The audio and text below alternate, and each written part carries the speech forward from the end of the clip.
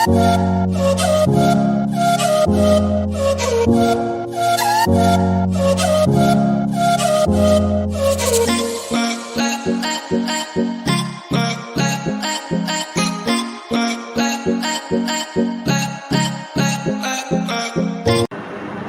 very good morning to all of you. Welcome back to online शिक्षण।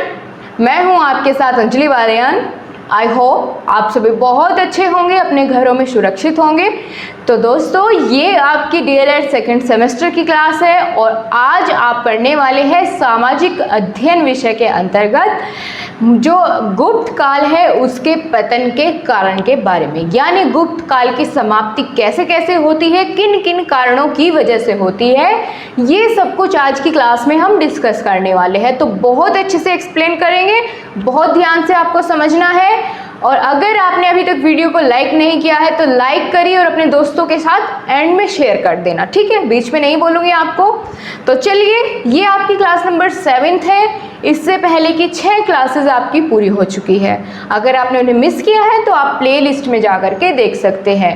उनमें हमने मौर्य काल के बारे में, मौर्य काल के जो पतन हुआ उसके बारे में, गुप्त काल के बारे में और गुप्त काल के जितने भी प्रमुख शासक हुए हैं उन सभी के बारे में हम पहली वीडियोस में जो है एक्सप्लेन कर चुके हैं। तो आज हमने जो टॉपिक उठाया है वो आपके सिलेबस का जो नेक्स्ट टॉपिक आता है, यानी गुप्त काल के जो पतन है उसके क्या क्या कारण हैं, आपसे एग्जाम में पूछा जा सकता है। बहुत इंपॉर्टेंट टॉपिक है, तो आज हम इसी को डिस्कस करने वाले हैं।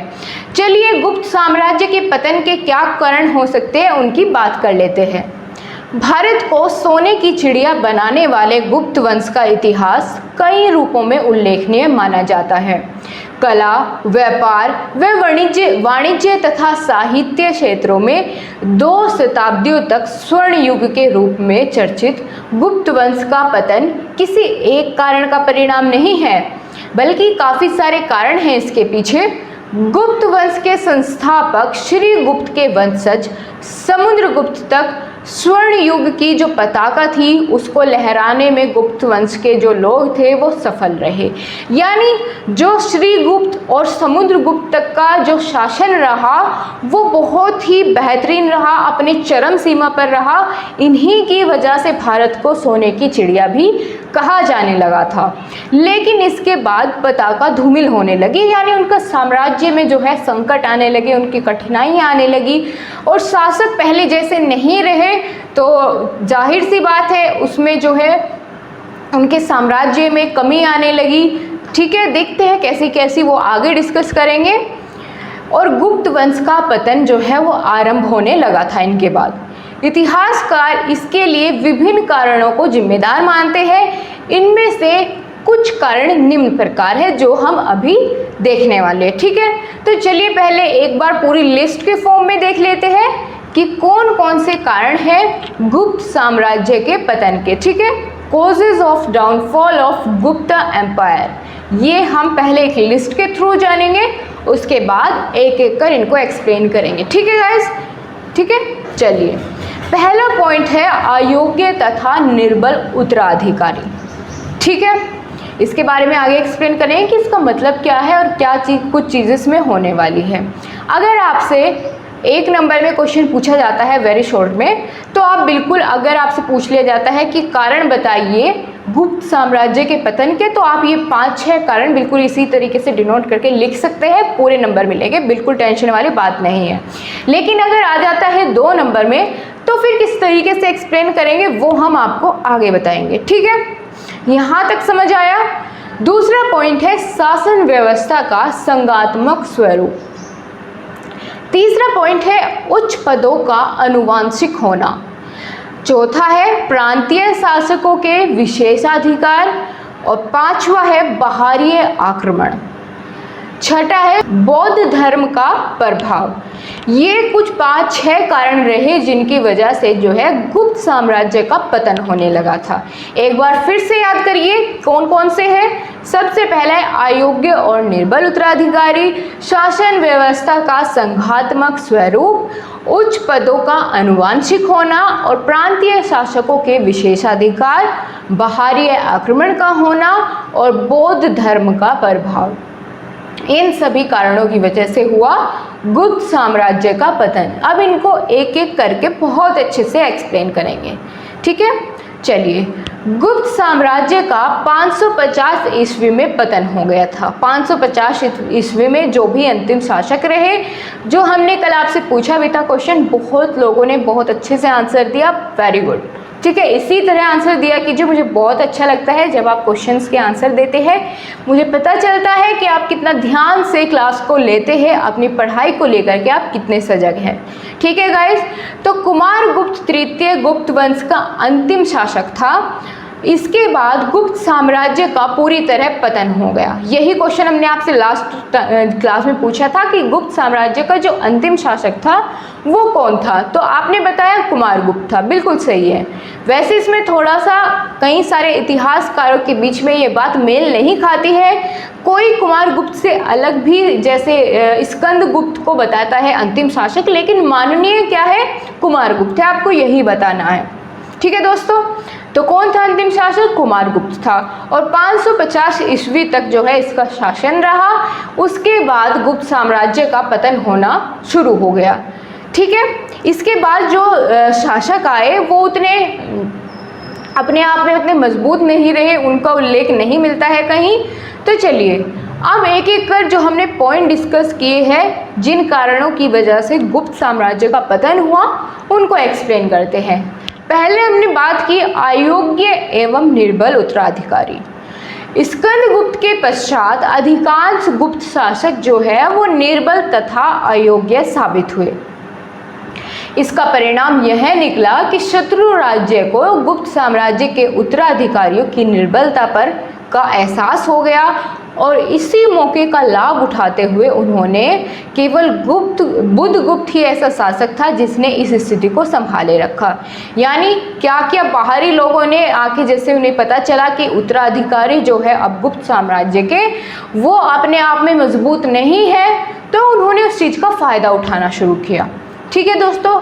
बड़े बड़े षड्यंत्र रचने शुरू किए, जिसकी वजह से क्या हुआ, ये एक कारण हो जाता है गुप्त वंश के पतन का या गुप्त साम्राज्य के पतन का। कौन सा, अयोग्य व निर्बल उत्तराधिकारी, यानी वे योग्य नहीं थे, ठीक है, अपना उत्तराधिकार संभालने के लिए, अपना राज्य संभालने के लिए। तो इस कारणवश इस साम्राज्य का पतन होना निश्चित था।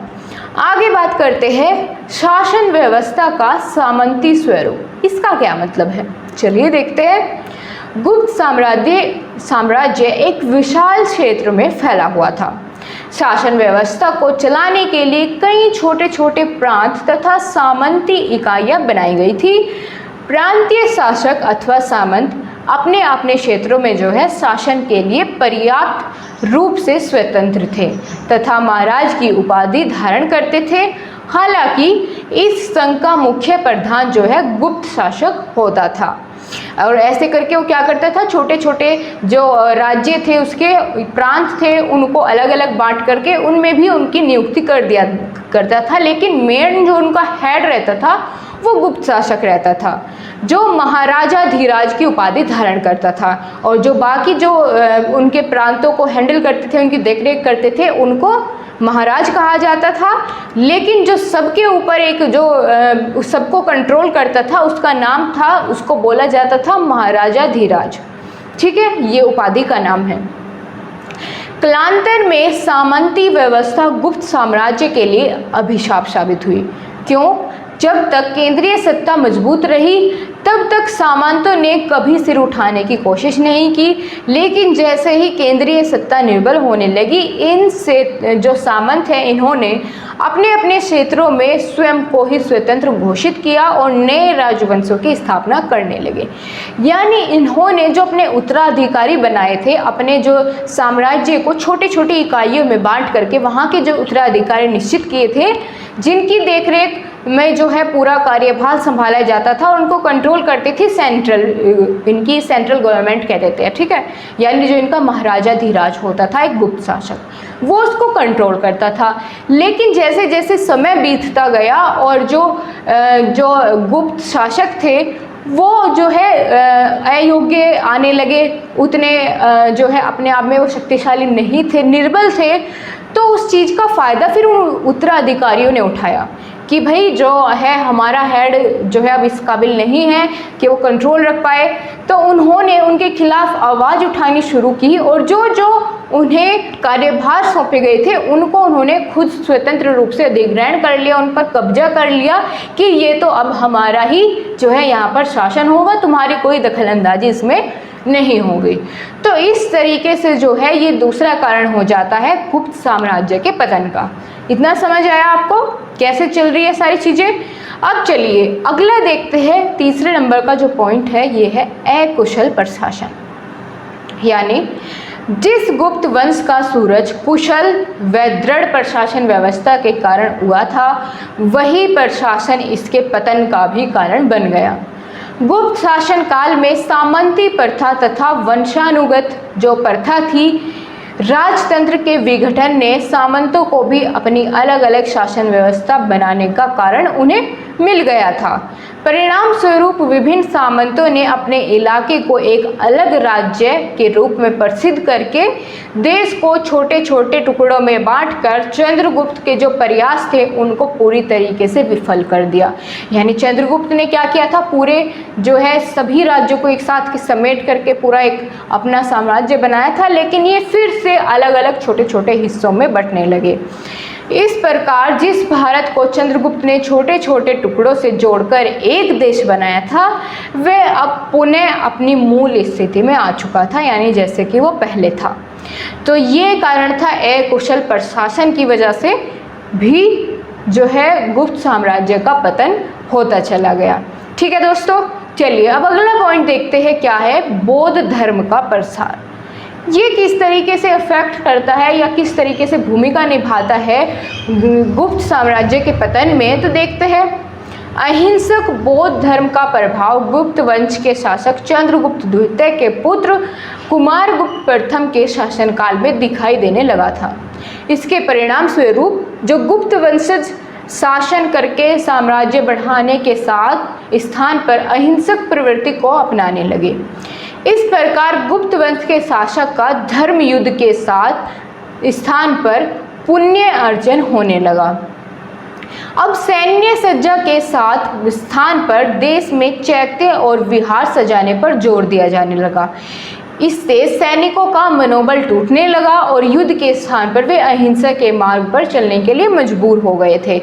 इसी के परिणाम स्वरूप आसानी से जीतने वाले युद्ध भी उनके लिए अब मुश्किल हो गए थे, वो उनमें भी हारने लगे थे। एक युद्ध में हूण शासक मिहिर कुल ने नरसिंह गुप्त के ऊपर आक्रमण किया।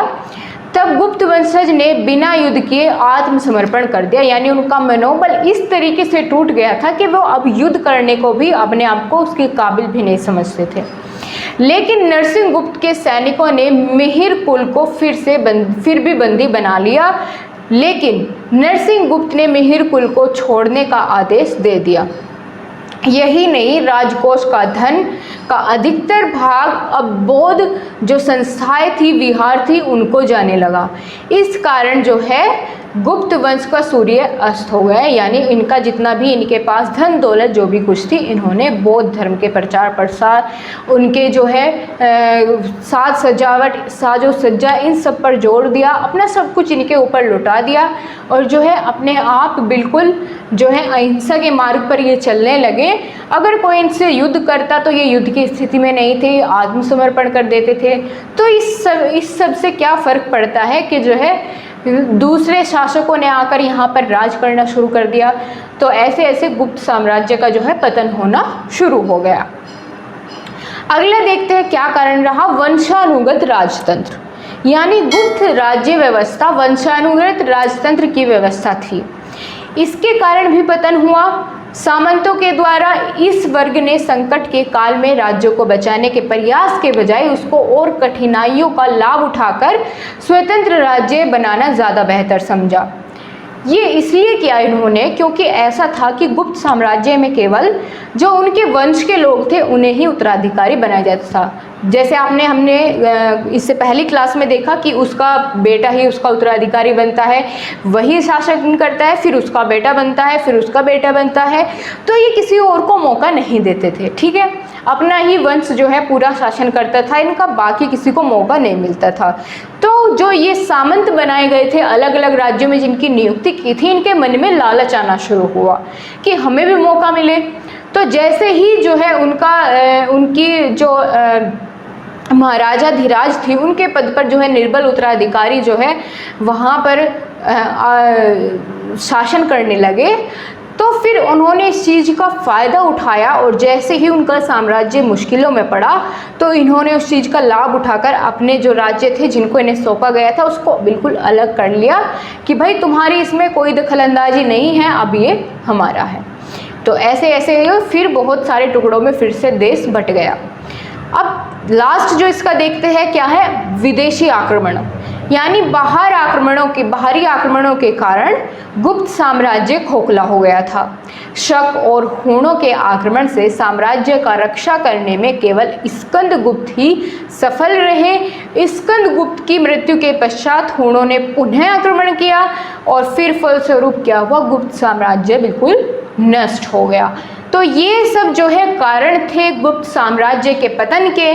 ठीक है दोस्तों, आपके लिए आज का क्वेश्चन ये है कि आपको इन्हीं कारणों में से कोई भी 3 कारण जो है अपनी लैंग्वेज में एक्सप्लेन करने हैं। जो भी कुछ आप समझे हैं कमेंट बॉक्स में आपको 3 कारण बताने हैं, ठीक है, जो भी आपके माइंड में सेट हुए क्लास को देखने के बाद।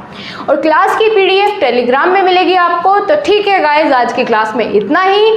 मिलते हैं आपसे फिर से एक नए टॉपिक के साथ, तब तक के लिए बाय बाय, टेक केयर। और हाँ, वेट, अगर वीडियो अच्छी लगी है तो लाइक करिए और अपने दोस्तों के साथ ज़रूर शेयर करिए। Thank you guys.